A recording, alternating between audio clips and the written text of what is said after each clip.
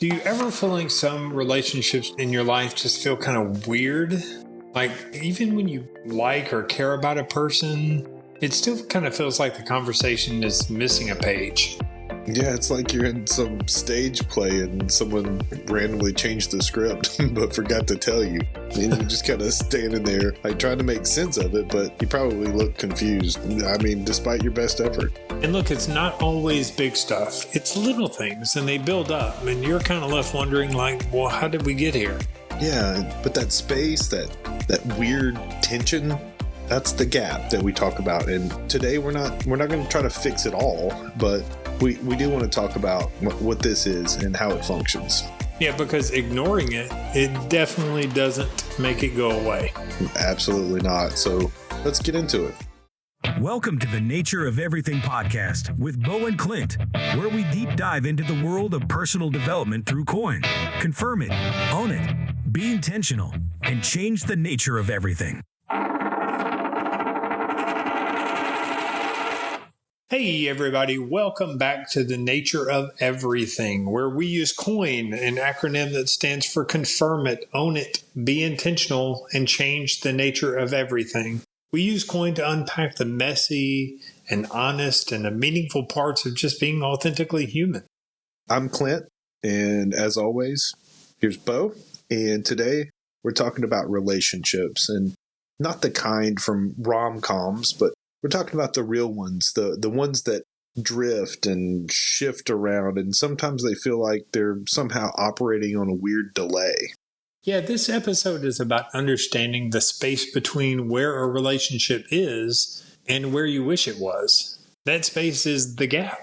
And if you've ever found yourself wondering, like, why does this feel off? You're in the right place. And this isn't just about romantic relationships. It's about all types of interpersonal relationships that we have. And we'll share how the COIN process gives you a way to work through those disconnects without needing some psychology degree or a crystal ball or something.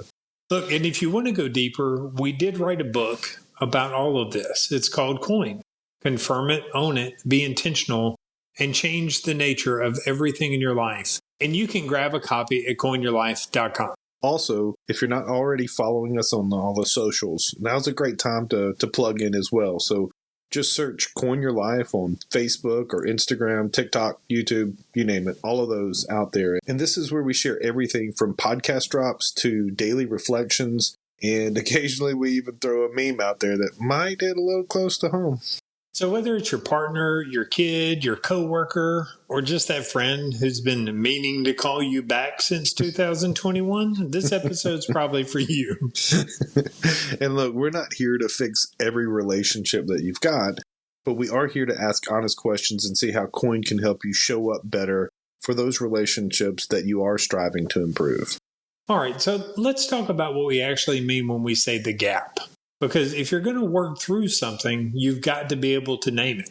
Absolutely. And when it comes to relationships, like we mentioned before, the gap is that space between where things are and where you wish them to be.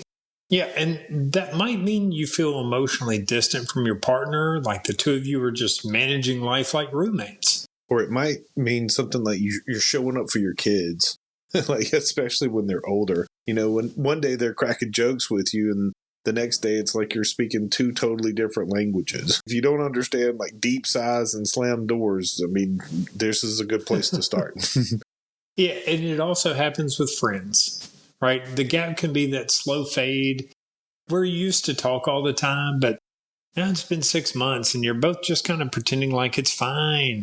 I said it's fine. Yeah, and even like at work, in your professional settings, there could be something that changes with somebody that you've always gotten along with or you generally just vibe with. So maybe that coworker or a supervisor or your boss or something like that, where it used to be cool and everything was working out, maybe now it's just like short replies and this, cold sort of polite awkwardness. Yeah, and look, the thing is, the gap doesn't always show up as conflict. Sometimes it's silence. Sometimes it's just a subtle feeling that something's off. Yeah, and realistically, the longer we avoid it, the wider that gap grows. So first, we've got to spot it. And like you mentioned, we got to give it a name. What's a name for this? And you know what? Gaps in human relationships, like they don't stay in their own lane. No, they don't. You're right. They leak and they spill out and they spill over, and they sneak into places they don't actually have any business being. I agree. Like you could have a tense moment with your boss at 9 a.m. and then suddenly at dinner you're snapping at your partner because the broccoli's overcooked. Right. And let's be like, what did the broccoli do? It's just sitting there trying to be nutritious. Why are you so mad at it? Exactly. Like, and sometimes it goes the other way. Like you're feeling distant from your partner and now you're oversharing with your coworkers because you just needed somebody to connect with. And then that gets weird and they don't like you anymore. Right. And you know what? And that's real. I mean, these little emotional spillovers, they happen because humans are messy and we're complicated. And as best as we try, I mean, we carry our stuff around with us. So, I mean, whether we mean to or not. Yeah. And, there's a quote I love from Esther Perel. She says, the quality of your life ultimately depends on the quality of your relationships. And I think that's true. Sure. Because when something's off in a relationship, it doesn't just stay there. It kind of impacts how we show up everywhere. Yeah, and look, none of us are out here just batting 1,000 in our relationships. I mean, there's rocks and bumps everywhere, and we're all trying though. We're all giving it the best we got. And look, we've all eaten the cold chicken nuggets over the sink while we're like stress texting someone, and that we care about. We're just trying to push the gas on fixing this. Cold chicken nuggets, huh? That's oddly specific. Well, it's oddly common, I'm sure, as well. So don't act like you hadn't had the cold chicken nuggets, dude. Look, that's fair, but that is the point. Like we're reacting to things without realizing we're reacting, and that's where coin becomes such a powerful pause. So when the gap in one place, really starts showing up somewhere else, I agree with you, man. That it really is important to stop and ask, like, is this really about what's happening right now, or is this about that other stuff that I've been carrying around all day, all week, all month, whatever it may be? Yeah, and look, here's the truth. Most of us don't like to admit it, but when you lash out at the wrong person, you kind of know it. Maybe not in the moment, but that pit in your stomach will start to show up fast. Yeah, and it's something that you've dragged in from somewhere else, and now you're throwing it around like it belongs at this person. And I get it. You're right. Most of the time it doesn't belong there. Yeah, look, that really hits home. I mean, I'm thinking of the times that, like, maybe I snap at my kids when I'm really just stressed about work. And this is where coin just isn't helpful. It's really necessary. Because when you feel yourself getting reactive, coin really gives you a way to kind of snap out of that. Sure. So start with confirm it. Like, what's actually happening right now? Are you upset about what this person has actually said? Or are you mad because you're like holding on to a fight from, earlier, 3 days ago, maybe? Exactly. And then you got to own it. And that means actually own it, not halfway, not I'm sorry you feel that way. I hate that one. You have to own it like, hey, I brought this into the room. That was me. This is mine. That's ownership. Sure. And once again, it's not about blaming yourself for everything. It's about not pretending the gap is all them when you know damn well, like, you've been emotionally checked out or playing at something too. So you've been dancing around it, and you've got to own that. You've got to know that. But it's not about blame. It's about ownership. Yeah. And look, once you've owned it, you have to be intentional.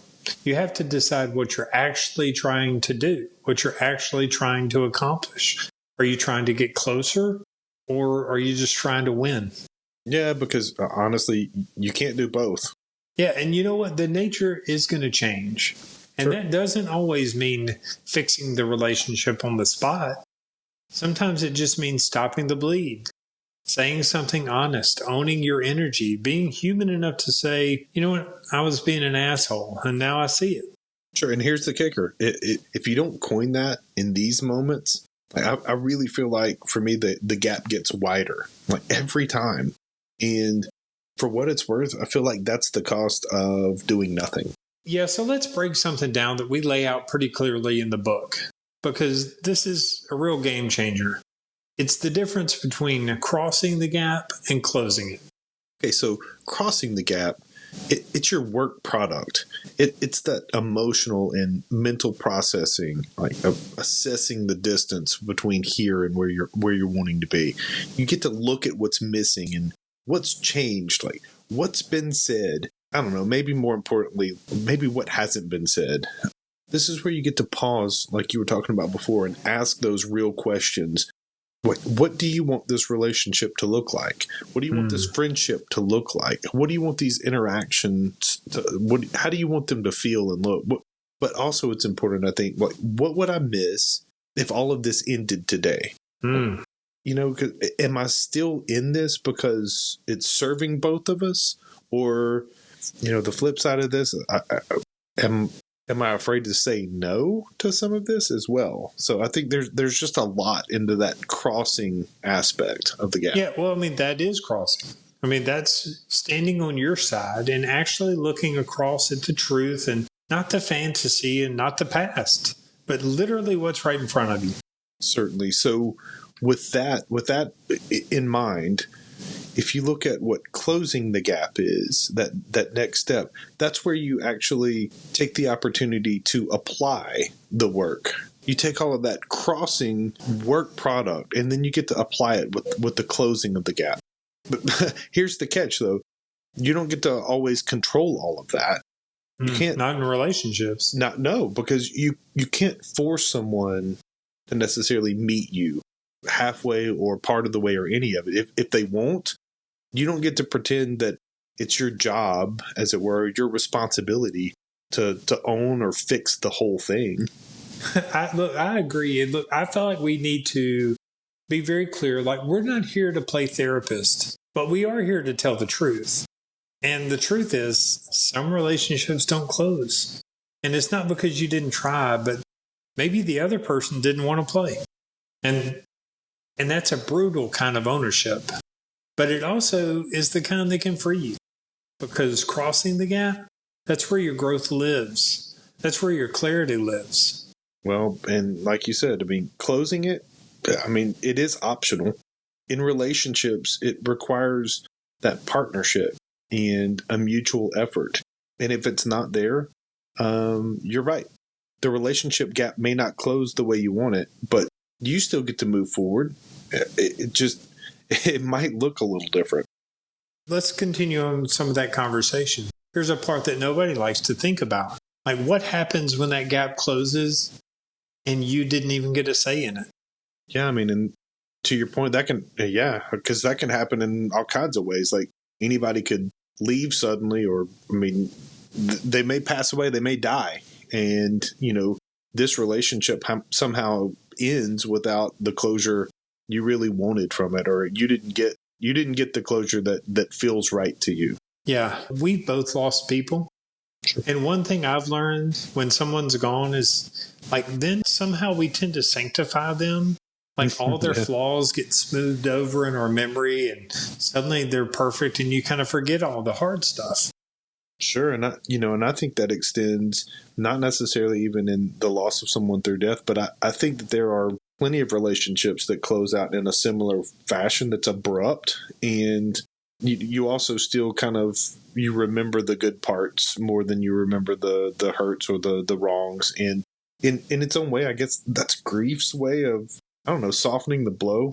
And I think sometimes it also reveals something, you know, really kind of painful in this mix as well, is that there was stuff that we wish we would have said, or things we could have done differently, or even things that we know we would have handled their emotions differently.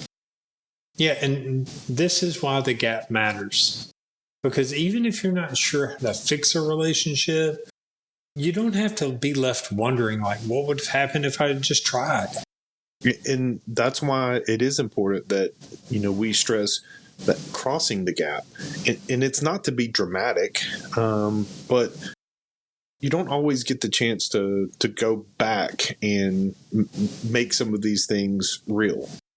Yeah, look, so if something's off with somebody in your life, say it. Say the thing, ask that question, and clear the air. Yeah, because when the gap closes on its own, you want to make sure that you've done your part. You crossed it, you experienced it, you asked those questions, you tried, and for what it's worth, you showed up for your part of this. Yeah, and sometimes like the gap doesn't just close unexpectedly. Sometimes it stays wide open because we're not even reacting to what's real. We're not seeing the reality of it. Yeah, and to that point, I think often we think we're arguing about what just happened, but realistically, we're arguing with a memory, with a version of someone that we haven't allowed that growth and those next steps for either. Yeah, like let's talk about that. It's very frustrating, and honestly, it's really common. It's one of the causes of these gaps. Like sometimes you're not actually arguing with the person in front of you. You're arguing with a memory, a ghost, the 2018 version of them. Yeah, it's like emotional time travel, right? But not the cool kind. More like it's this idea of let me fight with the version of you that forgot my birthday 5 years ago, and I'm still hurt by it. Yeah. Meanwhile, they're looking at you like, "Why are you coming at me with 2018 energy when I've been in therapy and I've been drinking water 8 glasses a day? I do yoga." Yeah, and I think this happens quite often, especially in like long-term relationships. Partners, siblings, long-term career coworkers and stuff like that. I think your brain forms patterns around the old version of someone, and I think often we allow ourselves to get lazy in our consideration of others, and it keeps your brain keeps handing you this same story, even when that person's sitting across from you. They have been doing the work, and they are making some changes too. Look, and you know what? There's actually some research out there that points to the idea that our brains will grab whatever memory is the easiest to access. And it's not always the most accurate. Yeah, and that's fair, because let's consider, I don't know, maybe your coworker was, like flaky or inconsistent in the past. Your brain is like, boom, evidence, always on the surface. Like even if they have, progressed past that, and they've shown up and they've done the work, and they have put the time in to increase their productivity, I still think that we often are just stuck on that old script. So when someone treats you like your old self, even though you've grown, I think it stings just the same way. And when you treat someone like their old self, you are ignoring their progress. That hits home. That absolutely hits home. The bottom line, if the story's outdated, maybe we need to update the script. Don't let your brain run the rerun when real life is kind of trying to write a new season. Absolutely. And we've talked in the past about shedding our own false narratives and getting out from underneath those. I think that probably one of the things that holds us back is that too often we are inconsiderate in allowing that same shedding of false narratives from those that are across from us, the people that we're dealing with. But I do think that's why relationships they just feel so complicated sometimes, because you're showing up with your stories and your patterns and your practices and all of your emotional history. But likewise, they're showing up with theirs. Mm-hmm. It's like it's two different operating systems trying to, sync without, crashing the whole computer system. Yeah, because at the end of the day, you're not trying to manage a relationship. You're trying to stay connected with somebody, and to somebody who's not you. Sure. Different past, different personality, different needs. Yeah, absolutely. And I think that's why we need to talk about what happens when that gap, when it's not necessarily and entirely, in your control. Here's the deal. We talk about owning your role in relationships, but let's be clear. Once again, you can't take ownership of all of it. Yeah, I mean, coin doesn't mean taking responsibility for somebody else's silence or their avoidance or their unwillingness to grow. It means owning your side of the bridge. Yeah, and that other person, again, they're autonomous as well. They're their own person. And sometimes they don't want to meet you in the middle. And Why not? Here's the good part, though. That's not a reflection of your worth. It's possibly a reflection of their capacity or their choices or maybe what bandwidth they have available to them emotionally at the time. It's a representation of where they may be in life, not you. Yeah, I think a lot of people get stuck there. I can get stuck there. You just think like, if I say it better, if I do more, if I'm patient, they'll come around. But sometimes they won't. And dragging yourself through emotional gymnastics to force that connection, like that's not growth. That's really self-abandonment. It's self-betrayal, like we've been talking about. Yeah, it's worth saying that you can't coin for someone else. You can't cross the gap for them. You can be honest, you can be intentional, and you can be clear from your standpoint. But let's be honest, you can't drag someone else across that gap. Yeah, and we've talked about boundaries before, and that's actually part of closing a gap or sometimes walking away from the gap. Like you're not giving up on the relationship, but you can give up on the illusion that it's all on you. Yeah, it's like two people, like, I don't know, holding opposite ends of some, like a jump rope or something. If one person drops their end, you can't keep that motion in play. And no matter how fast or how well you try to swing your arm around and round to make the jump rope work, it just won't. It takes two folks for that. I thought one was enough. It's not true. It's all not. right. But a quick caveat before we go much further. If we're going to talk about the things of like protecting ourselves and being defensive enough to not self-abandon, this is still not to set up the aspect to where you don't have ownership, because in many of the ways of talking about how we can't own all of the discussion, we can't own all of the problem within a relationship, we can't own all of the closure of the gap, that is not to remove you from your responsibility. So you do have those responsibilities, and you can't abandon your ownership in that as well. Even though we want to talk about self-abandonment, let's not go so far to swing the pendulum away from the fact that you do have a role in where you are in a relationship. And so this is not to forgive you for everything you've done wrong in the relationship either. So back on track with that self-abandonment. It really is when you start editing yourself and shrinking and hiding and holding back truths just to keep the peace or keep the connection alive. But what is the cost of doing business that way? Yeah, that's the difference. What you were talking about, shrinking and hiding, that's self-betrayal. That's different than taking ownership of your role. I mean, here's the truth. If the only way to stay in the relationship is to keep stepping over your own needs, if you are unable to own your own truth, to own your authentic self, then the gap isn't just between you and them. It's between you and you. Yeah, realistically, that's probably the worst kind of gap, right? Because once you stop trusting yourself, everything else starts to feel unstable. And your nature is completely like unstable and rocky, and you're not even sure what you want anymore. Yeah, we've talked about this off the mic before.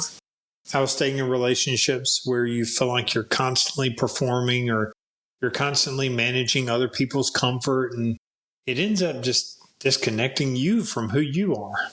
Yeah, and it's that moment where you realize, like, I'm present, but I don't feel like I can show up. I'm there, but it's not authentically me. Yeah, and here's what sucks. That kind of self-abandonment is usually pretty quiet. Like it doesn't show up like an explosion. It's subtle. It's just kind of letting things slide. It's biting your tongue until your freaking mouth is sore. Absolutely. And that's why the practice of coin specifically and especially the confirm and owning parts, I mean, they're so damn important because if you're not paying attention, you'll start calling it, like your duty for your work duty and your office responsibilities, or I mean, it could be out of love in a romantic relationship. I don't want us to forget that this applies across the board. It's not one type of relationship. Sure. But it really is just sort of the basis from fear. Yeah, it's just fear. Like the fear of screwing it up at work or being a terrible parent or just being rejected. Just the fear of being your full, honest self and some kind of fear that that's going to make everybody run away. Well, but I mean, let's be honest. If someone does walk away when you're showing up and you are showing up authentically, it's probably actually not rejection. It's clarity. All right, I got to give that some air. That's powerful stuff. It's not rejection, it's clarity. So let's bring this back to the core point. Like, it's not just a mindset, it's a method. And when you apply it to different types of relationships, it becomes a roadmap for clarity and hopefully connection and maybe sometimes letting go. Yeah, so again, start with C, confirm it. That means naming what actually is happening. Not what you wish was happening, not what used to happen or that old argument, but what's real, what's right now. Yeah, I think we can ask ourselves, like, is this relationship where I want it to be? Or what am I feeling around this person? Do I feel like I'm shrinking down? Am I safe? Like, is this fulfilling? Yeah, then comes ownership. Oh, that's your part, your patterns, your practices, whether it's your silence or your avoidance or your unreal expectations. Own what you've contributed to the gap, whether that's through action or inaction, maybe. And maybe you're just pretending that everything's fine, and maybe it's fine, and that's probably what's going wrong, is that it's not fine. Yeah, and next is the intentionality, the I, the be intentional. Now that you know what's real and you've owned your part, what do you want this relationship to become? Like, what would you actually like to build or rebuild? Yeah, and that part matters because if you don't get intentional, you'll just fall into the old habits, and those same struggles continue, and you'll think you're calling it progress, but it's not. And finally, N, change the nature. If you assess, if you confirm it and you own it and you act with intention, you can bet that something about the situation is going to change. Yeah, and sometimes changing the nature of whatever this may be, it may look different than what you thought. Maybe you have to step back and create some distance and do some redefining of your roles or their roles. Maybe it's actually leaning into this and creating a dynamic to where you get closer to that person physically or spiritually, emotionally, whatever needs to happen. I mean, yeah, that part can be hard, but that's what'll help change the nature of what you're dealing with. Yeah, and some of that hard stuff, it is necessary because coin isn't about fixing every relationship. It's about showing up with clarity and responsibility and intention and seeing what's possible from there. I mean, let's be honest, none of this is easy. Looking at the gap and owning your role and deciding what you want and changing something, I mean, that's some next level living we're talking about. Yeah, you're right. It's not surface work. I mean, this isn't like 5 quick tips for fixing your relationship. I mean, this is deeper stuff. It's the stuff most people avoid because it requires that honesty and that vulnerability. It requires an effort, and it really requires this willingness to dig deeper and beneath the surface and see what's really there. Yeah, and look, on this podcast, I mean, I agree, like, we're kind of editorializing to some degree. This is our perspective and our style, and we say it's fine and we laugh. But the coin process, that's not about us. No, absolutely not. Look, coin, realistically, like coin is a mirror. It doesn't tell you who to be.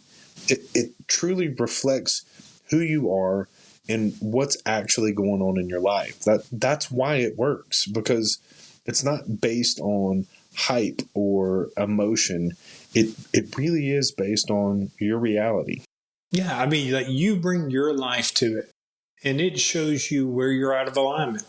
When you have to confirm it and own it, like you're not confirming my stuff, I'm confirming my stuff. I'm owning my stuff, you're owning your stuff. Two very different things.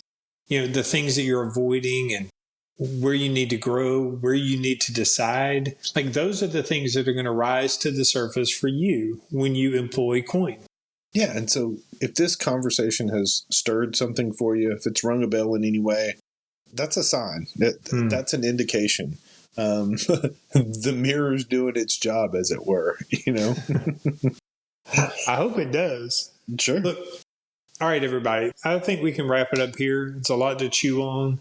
And look, if this did hit close to home, you're not alone. Like these are the things that we think about and process and work through all the time. Yeah, keep in mind, we're all out here navigating relationships that are complicated and amazing and beautiful and frustrating, and practically every one of them is worth the effort. So, you know, take what you've heard today, look at those things really closely and stare them in the eye, and use coin to help you move through it. Look, and if you haven't yet, grab that book. It's at coinyourlife.com. We go in deeper into everything that we talked about here today. Yeah, and remember, we'd love to connect with you, and we're asking, like, follow us on social media. Just search for Coin Your Life and join the conversation. Drop us a message, share your stories, send us some questions, any of those things. Reach out to us.